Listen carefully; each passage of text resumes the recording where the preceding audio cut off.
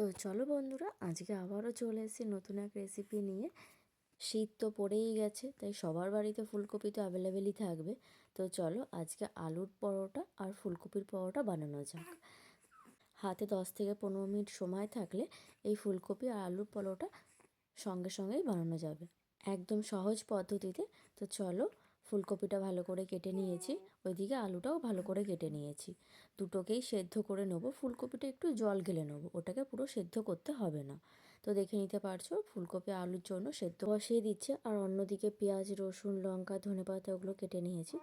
এই দেখো জলটা গেলা হয়ে গেছে ফুলকপির, এভাবে সব গ্রেট করে নিতে হবে পুরো ঝুরো ঝুরোর জন্য।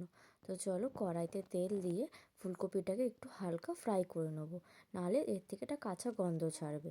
তো তার জন্য প্রথমে পেঁয়াজ দিয়ে দিলাম, ওইদিকে একটু লঙ্কা, ধনেপাতা, ফুলকপিটাকে দিয়ে ভালো করে ফ্রাই করে নেবো।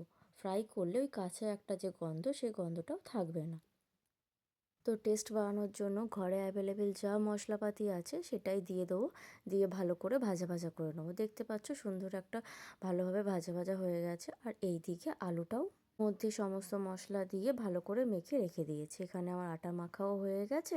এই দেখো এইভাবে পুর করে ফুলকপিটা ফার্স্টে ডো বানিয়ে নেবো, তারপরে আলুর একটা ডো বানিয়ে নেবো তার মধ্যে আলু দিয়ে। তো ভালো করে বেলে নিতে হবে ওটাকে।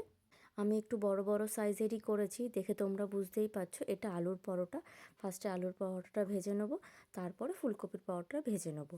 ভালোভাবে তেল দিয়ে পরোটা এইভাবে লাল লাল করে ভেজে নেবে।